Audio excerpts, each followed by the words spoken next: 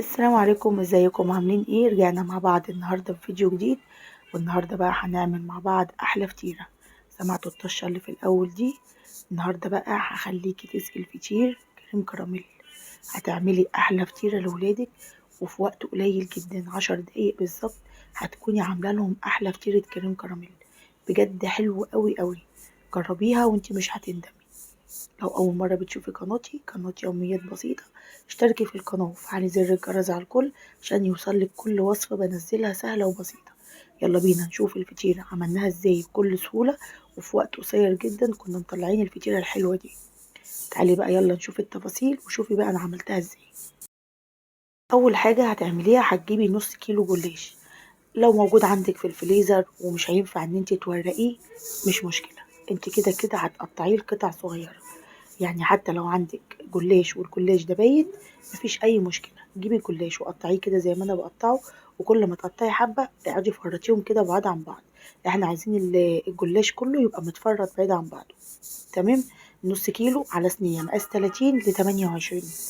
يعني سواء عندك صينيه 30 ماشي، 28 ماشي. قطعنا النص كيلو جلاش كده وفرطناه، جبنا الصينيه بتاعتنا وجبنا 4 معالق زبده كبار. سيحيهم او 4 معالق سمنه. ودهني الصينيه بتاعتك اللي من تحت بطانيه. وحطي كده ايه راق من الجلاش. وابداي حطي راق تاني. وبرده حطي برده زبده. وبعدين اخر حاجه حطي بقى ايه اخر حاجه من الجلاش. وبعدين ابداي حطي بقى وزعي كل الزبده اللي عندك فوق على الوش لحد ما تخلصي ال4 معالق زبده، مش كتير ولا حاجه. لا، عشان الجلاش ما يبقاش بتاعك ناشف. تمام. ودخليه الفرن على درجه حراره 180. الرف اللي في النص. بعد كده هنجيب كيس كريم كراميل وكوبايتين لبن و5 معالق سكر وظرف فانيليا.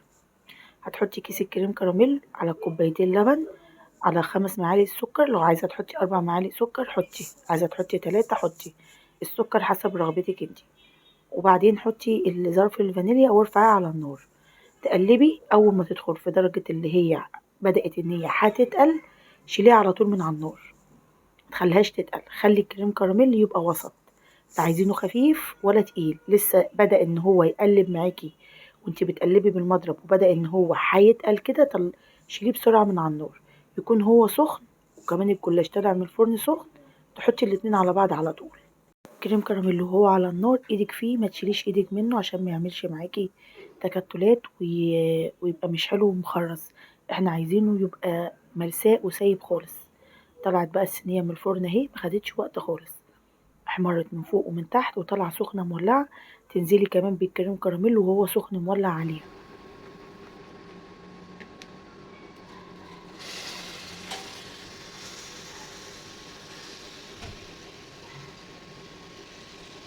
لازم تسمعي صوت الطشه دي كده من الاتنين مع بعض علشان تعرفي ان هي هتتشرب من الكريم كراميل واللي هتطلع دايبه دوب كده وانتي بتاكليها. بس هتسيبيها بقى كده لما تبرد خالص ويشربوا الاتنين من بعض خالص. وبعدين بقى عندك كيس بتاع الكراميل اللي هو موجود جوه الكريم كراميل. ابدأي زيني بيه وحطي حبة جوز هند، حبة زبيب، حبة مكسرات، حبة فول سوداني. عايزة تحطي الكيس الكريم كراميل وبس وتقدميه على كده، مفيش أي مشكلة. حلوة قوي وتعمليها لولادك في 10 دقايق بجد، ما بتاخدش وقت خالص. ولو عندك جلاش بايت، عندك جلاش مش طازة، عندك جلاش بقاله فترة مركون في الفريزر ومش هتعرفي تعملي حاجة بيه، طلعي واعملي بيه الفطيرة دي. وممكن كمان تعمليها فطيرة حادقة. سيبيها تبرد بس الأول وبعد كده ابدأي زينيها علشان الحاجات اللي انت هتحطيها ما تختفيش لما تحطيها عليها وهي سخنة. انا حطيت جوز هند، عايزه تحطي صوص شوكولاته حطي، عايزه تحطي كراميل، اللي متوفر عندك بقى انتي حطيه. اتمنى الوصفه تكون سهله وبسيطه وتعملوها لاولادكم وان شاء الله هتعجبهم. اشوفكم ان شاء الله في فيديو جديد.